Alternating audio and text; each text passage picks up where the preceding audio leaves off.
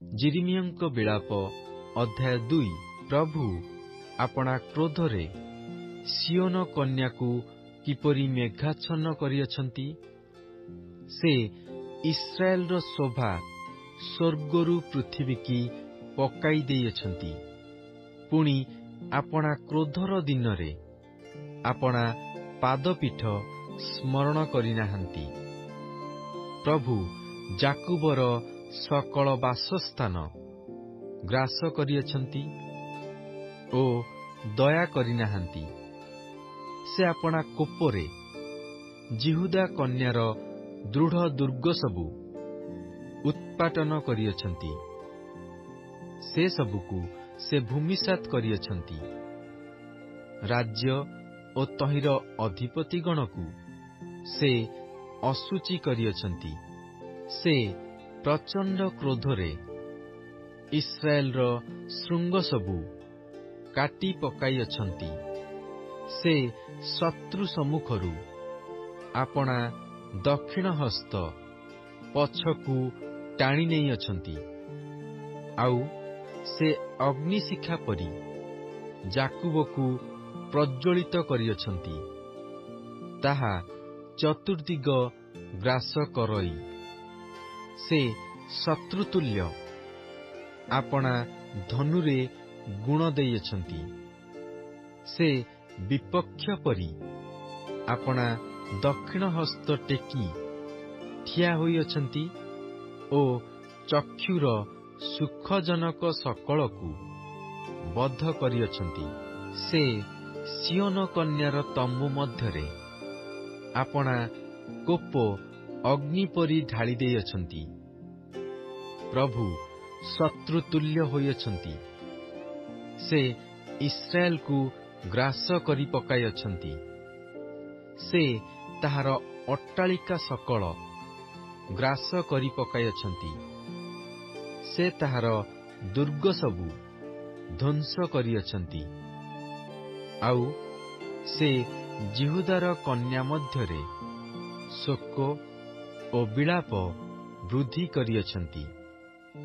ସେ ଉଦ୍ୟାନସ୍ଥ ତମ୍ବୁ ପରି ଆପଣା ଆବାସ ତମ୍ବୁ ବଳପୂର୍ବକ ଦୂର କରିଅଛନ୍ତି। ସେ ଆପଣା ସମାଜ ସ୍ଥାନ ନଷ୍ଟ କରିଅଛନ୍ତି।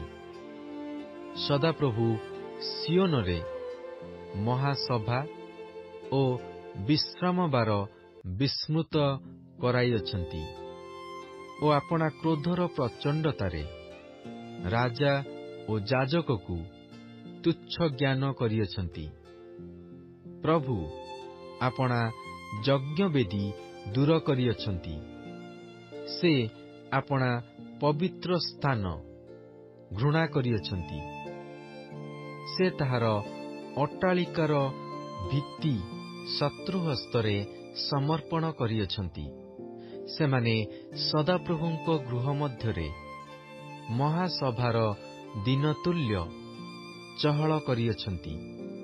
ସଦାପ୍ରଭୁ ସିଓନ କନ୍ୟାର ପ୍ରାଚୀର ନଷ୍ଟ କରିବାକୁ ସଂକଳ୍ପ କରିଅଛନ୍ତି।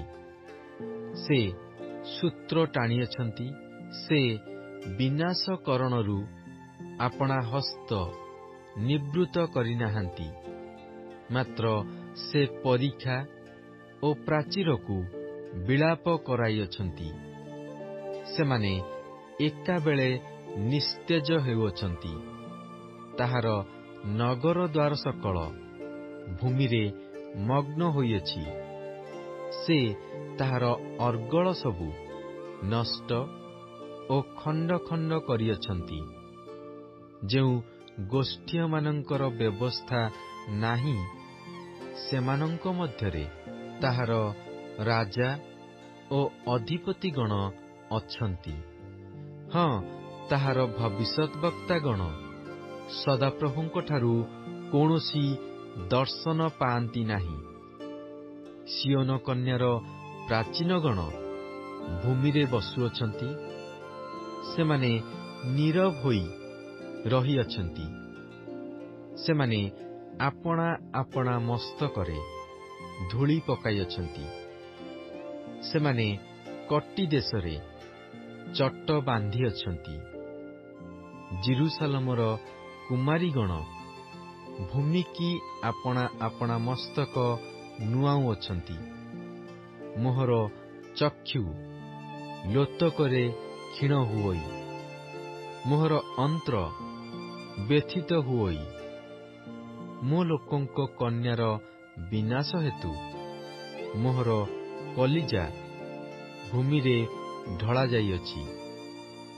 କାରଣ ନଗରର ପଥ ସମୂହରେ ବାଳକ ବାଳିକା ଓ ସ୍ତନ୍ୟପାୟୀ ଶିଶୁମାନେ ମୂର୍ଚ୍ଛାପନ୍ନ ହେଉଅଛନ୍ତି। ଶସ୍ୟ ଓ ଦ୍ରାକ୍ଷାରସ କାହିଁ? ଏହି କଥା ଆପଣା ଆପଣା ମାତାକୁ କହୁ କହୁ ସେମାନେ ନଗରର ପଥ ସମୂହରେ କ୍ଷତବିକ୍ଷତ ଲୋକ ପରି ମୂର୍ଚ୍ଛାପନ୍ନ ହୁଅନ୍ତି। ସେମାନେ ଆପଣା ଆପଣା ମାତାର କୋଳରେ ପ୍ରାଣତ୍ୟାଗ କରନ୍ତି। ଆଗ ଜେରୁସାଲେମର କନ୍ୟା, ମୁଁ ତୁମ୍ଭ ନିକଟରେ କେଉଁ ସାକ୍ଷ୍ୟ ଦେବି? ମୁଁ କାହା ସହିତ ତୁମ୍ଭର ଉପମା ଦେବି? ଆଗ ସିଓନ କୁମାରୀ, ମୁଁ ତୁମ୍ଭକୁ ସାନ୍ତ୍ୱନା ଦେବା ପାଇଁ କାହାର ସମାନ ତୁମ୍ଭକୁ କରିବି? କାରଣ ତୁମ୍ଭର କ୍ଷତ ସମୁଦ୍ର ପରି ବଡ଼। କିଏ ତୁମ୍ଭକୁ ସୁସ୍ଥ କରିପାରେ? ତୁମ୍ଭର ଭବିଷ୍ୟଦ୍ବକ୍ତାମାନେ ତୁମ୍ଭ ନିମନ୍ତେ ଅସାରତା ଓ ମୂର୍ଖତାର ଦର୍ଶନ ପାଇଅଛନ୍ତି। ଆଉ ତୁମ୍ଭର ବନ୍ଦିତ୍ୱର ମୋଚନ ନିମନ୍ତେ ସେମାନେ ତୁମ୍ଭର ଅଧର୍ମ ପ୍ରକାଶ କରିନାହାନ୍ତି। ମାତ୍ର ଅସାର ଭାରକ୍ତି ଓ ତୁମ୍ଭ ନିର୍ବାସିତ ହେବାର କାରଣ ଦେଖି ପ୍ରଚାର କରିଅଛନ୍ତି। ପଥିକମାନେ ତୁମ୍ଭ ପ୍ରତି ହାତତାଳି ଦିଅନ୍ତି। ସେମାନେ ଶିସ୍ ଶବ୍ଦ କରି ଓ ଜେରୁସାଲେମର କନ୍ୟା ଆଡ଼େ ମସ୍ତକ ହଲାଇ କୁହନ୍ତି, ଯେଉଁ ନଗରକୁ ଲୋକେ ସୌନ୍ଦର୍ଯ୍ୟର ସିଦ୍ଧି ଓ ସମୁଦାୟ ପୃଥିବୀର ଆନନ୍ଦ ସ୍ୱରୂପ ବୋଲି କହିଲେ, ତାହା କି ଏହି? ତୁମ୍ଭର ଶତ୍ରୁ ସକଳ ତୁମ୍ଭ ବିରୁଦ୍ଧରେ ଫର୍ଚ୍ଚା କରି ଆପଣା ଆପଣା ମୁଖ ମେଲାଇଅଛନ୍ତି। ସେମାନେ ଶିସ୍ ଦିଅନ୍ତି ଓ ଦନ୍ତ କଡ଼ମଡ଼ କରନ୍ତି। ସେମାନେ କହନ୍ତି, ଆମ୍ଭେମାନେ ତାହାକୁ ଗ୍ରାସ କରିଅଛୁ। ଆମ୍ଭେମାନେ ଯେଉଁ ଦିନର ଅପେକ୍ଷା କଲୁ, ଏ ଅବଶ୍ୟ ସେହି ଦିନ। ଆମ୍ଭେମାନେ ତାହା ପାଇଲୁ, ଆମ୍ଭେମାନେ ତାହା ଦେଖିଲୁ। ସଦାପ୍ରଭୁ ଯାହା ସଂକଳ୍ପ କଲେ, ତାହା ସିଦ୍ଧ କରିଅଛନ୍ତି। ସେ ପୁରାତନ କାଳରେ ଯାହା ଆଜ୍ଞା କରିଥିଲେ, ଆପଣାର ସେହି ବାକ୍ୟ ସଫଳ କରିଅଛନ୍ତି। ସେ ନିପାତ କରିଅଛନ୍ତି ଓ ଦୟା କରିନାହାନ୍ତି। ଆଉ ସେ ଶତ୍ରୁକୁ ତୁମ୍ଭ ଉପରେ ଆନନ୍ଦ କରିବାକୁ ଦେଇଅଛନ୍ତି। ସେ ତୁମ୍ଭ ବିପକ୍ଷଗଣର ଶୃଙ୍ଗ ଉନ୍ନତ କରିଅଛନ୍ତି। ଲୋକମାନଙ୍କର ହୃଦୟ ପ୍ରଭୁଙ୍କ ନିକଟରେ ପ୍ରାର୍ଥନା କଲା, ହେ ସିଓନ କନ୍ୟାର ପ୍ରାଚୀର, ଦିବାରାତ୍ର ଅଶ୍ରୁଧାରା ସ୍ରୋତ ପରି ବୁହାଅ। ତୁମ୍ଭେ ଆପଣାକୁ କିଛି ବିଶ୍ରାମ ଦିଅ ନାହିଁ।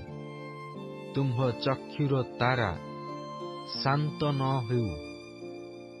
ଉଠ, ରାତ୍ରିରେ ପ୍ରତ୍ୟେକ ପ୍ରହରର ଆରମ୍ଭରେ ଆର୍ତ୍ତସ୍ୱର କର।